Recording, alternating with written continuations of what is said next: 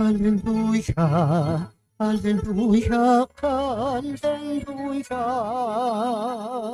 Halleluja, Halleluja, Halleluja, Halleluja. Naririto, malapit na ang kaligtasang pag-asa upang ating matamasa.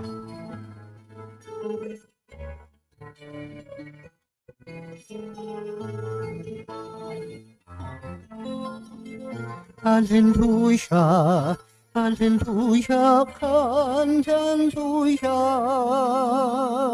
Halleluja, Halleluja, Halleluja, Halleluja. Sumainyo ang Panginoon. At sumainyo rin. Ang mabuting balita ng Panginoon ayon kay San Lucas. Papuri sa iyo, Panginoon.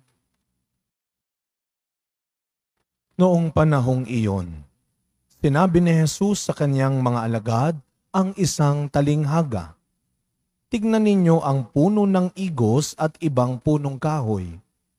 Kapag nagdadahon na ito, alam ninyong malapit na ang tag-araw.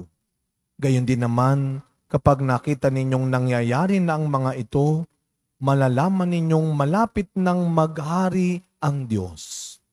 Tandaan ninyo, magaganap ang lahat ng ito bago mamatay ang lahat ng taong nabubuhay sa ngayon.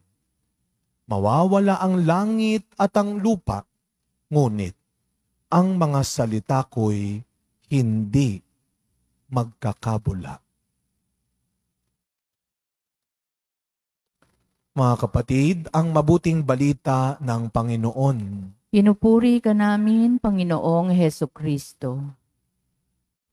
Good evening po sa inyong lahat.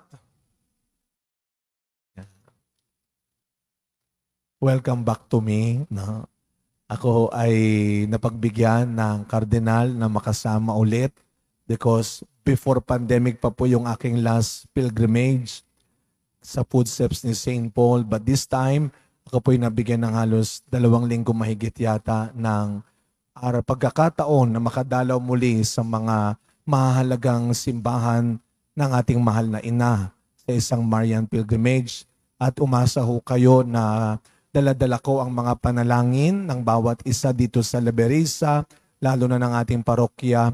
Sa mga panalangin ko po mula po sa Vatican, nagpunta tayo sa Fatima, nagpunta tayo ng Lourdes, nagpunta tayo ng Nuestra Señora del Pilar, no, sa Espanya. Pero alam mo, may bago akong napuntahan. At yan ho yung ngayon ay dumating na ngayong araw, kung di ako nagkakamali, ang pilgrim relic ng isa sa mga bagong santo ng panahon natin, si San Carlo Acutis. No? Nandito na yung kanya hong relic, nag-iikot na parang 18 lugar yata o simbahan ang pagdadala ng relic ni San Carlo Acutis. At tayo po'y nakapunta doon, pinadala ko sa mga youth natin yung picture na nakita ko mismo yung katawan ni Carlo Acutis. Di naman pala kami masyado nagkakalayo ng ilong lang. No? Talaga ang ganda ho, nakakakilabot. No? Yan ay biyaya. So napakaraming biyaya. At ngayon po ang aking unang misa na pagkatapos ng pilgrimage na iyon. Kaya ang aking pong final blessing mamaya, taglay ninyo ang mga panalangin bigay, pabaon, bigay ng ating mahal na ina sa ating parokya at sa inyong lahat. Pero meron po akong isang magandang balita sa inyo. Dahil nung nasa pilgrimage kami ay nakatanggap po ako ng bagong assignment. Bagong misyon. Ako ho ay naaprubahan na ho ang request ng Family of Saint Charbel na ako ho ay maging priest, ano bang tawag doon sa akin? Priest in charge ng pagpapalaganap ng debosyon kay Saint Charbel dito sa Pilipinas. No? Kaya ako po'y nagpapasalamat sa Diyos sa biyayang yan. No?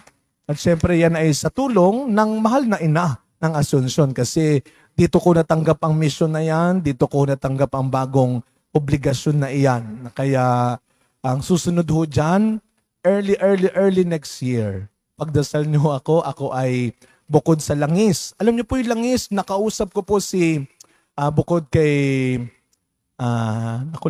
bukod kay Raymond, si Brother Raymond, siya ho ang founder ng Family of Saint Charbel.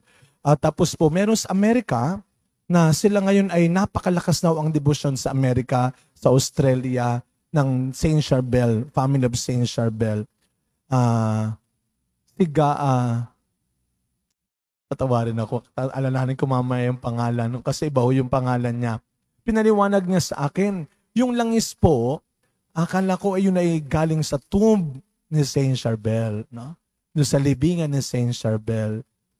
Alam niyo, sabi niya, no, the monks kept the bones of Saint Charbel. At doon galing yung langis ni Saint Charbel. Kaya yung ating ipapahid ho na langis ay mismong galing din sa katawan ng santo na ito. Kaya siguro ganong katindi yung pong mga himala at biyayang tinatanggap ng mga napapahiran ng langis na ito. Kaya ang ganda-ganda ng ating salmong tugunan, pati ng ating ebanghelyo ngayon, alalahanin natin ang mga biyaya ng Diyos sa atin, dakilain at papurihan ng Panginoon. All glory and praise to God. At ang sabi ng ating ebanghelyo, dapat araw-araw nakakakita pa rin tayo ng pag-asa. Nakakakita pa rin tayo ng magandang pwedeng mangyari sa atin. And that is the gift of Saint Charbel and all the saints. Biyaya ito ng mga santo na inaalala rin natin, hindi lang yung mga patay na ang inaalala ng November. Kaya nga ang first day of the month is not all souls but all saints. Kaya hindi lang pinapaalala ng mga banal na mamamatay din tayo. Hindi, pinapaalala nila may buhay na walang hanggan. At ito dapat ang ating iniisip, inuuna. Magsisimula ang walang hanggan dito sa lupa. Kasi wala namang walang hanggan sa lupa. Pero dito magsisimula ang walang hanggan natin. At isa lamang ang dapat na inaasam nating walang hanggan. Sino ba naman nandito ang hindi nagdadasal na sana Lord, matapos na ang lahat ng problema ko? Mukhang lahat tayo kasama sa dasal yan. Sana Lord, matapos na lahat ng paghihirap ko. Sana Lord, matapos na lahat ng mga paghihirap, problema, sakit, bigat, hirap na dinadala ko ngayon. Sana matapos na. Bago kayo mag-alala, for sure, matatapos yan dahil ang buhay ng tao ay may katapusan sa mundo. Pero ano yung dinadasal naman na kabila? Lord, pag naman may magandang nangyayari sa atin, parang yung mga alagad ni Kristo na isinama sa bundok na nakakita ng maganda, parang yung mga kasama ko. Pag nakakita kami ng maganda, may share ako maikli lang. First time ko lang nakakita ng snow talaga. Kami, nag-side trip kami sa Switzerland, no? Sa Titlis, umakito kami doon. Ako po, napakalamig, may snow. First time, sabi nung kasama ko, Father, sana dito na lang tayo. Kung alam nyo lang yung nirereklamo ng mga kababayan natin na hindi sanay sa yelo, ngayon nyo lang na-enjoy yan. Sabi na, sana dito na lang tayo. Di ba ganun minsan, kapag may magandang nangyayari sa atin, para bang sana wag nang matapos ang sayang ito. Sana wag nang matapos ang sarap na nararanasan ko ngayon. Sana wag nang matapos ang kapayapaan sa bahay namin ngayon. Sana wag nang matapos ang magagandang bagay sa buhay ko ngayon. Sa mundong ito, may hangganan. Pero isang bagay ang wag sanang matapos. Na tayo ay nasa at para sa Diyos pa rin. This must be our greatest desire and plead to God. Lord, please, never, ever leave me. Never, ever allow me to be separated to you. Not even once. Na kahit sandali, ito ang ipagdasal natin. At ito ang pinagnilayan ni Saint Charbel. Kaya nga pinagtatawanan siya nun eh. Kasi hindi siya nagsasalita. Hindi siya tumitingin sa mga tao. Laging nakayuko, walang kibo. Anong sabi sa mga kasama niya? Mukhang nasisiraan na siya ng bait. Pero anong sabi niya? Wala akong ibang nais makita, kundi ang mukha mo lamang, Panginoon. Kundi ikaw lamang, Panginoon.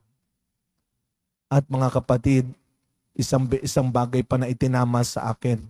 Sabi ko kay Gasan, ayan, si Gasan. Sabi ko sa kanya, we are going to have a mass, a healing mass. Sabi niya, no, Father, we don't call it healing mass. Because every mass is really a healing mass. Sabi ko, parang sinabi ko yun na. At yun din ang kanilang pananaw. So we just call it a mass for the sick. And not anointing, but blessing. Because anointing is only for the sacrament. So blessing with the oil of Saint Charbel. At mga kapatid, tandaan ho natin, isa lang ang tunay na magpapagaling sa atin. Ang pananampalataya natin. Kaya as we continue this celebration, we ask Saint Charbel that in the silence of our hearts, in the silence of our lives, ito kasi ang gustong ituro rin ni Saint Charbel sa mundo ngayon, na maraming dakila at mas dakilang bagay na hindi makukuha sa mararami, malalaki, mahal, and grande, maingay na bagay. That in the silence, God can bless us more. In silence, God can heal us. In the simplicity of our life, God can make us rich in His love, in His mercy, in His joy. Nawa, ilapit tayo at lagi tayong ibalik ni Saint Charbel sa kapayapaan at katahimikan ng pag-ibig ni Kristo.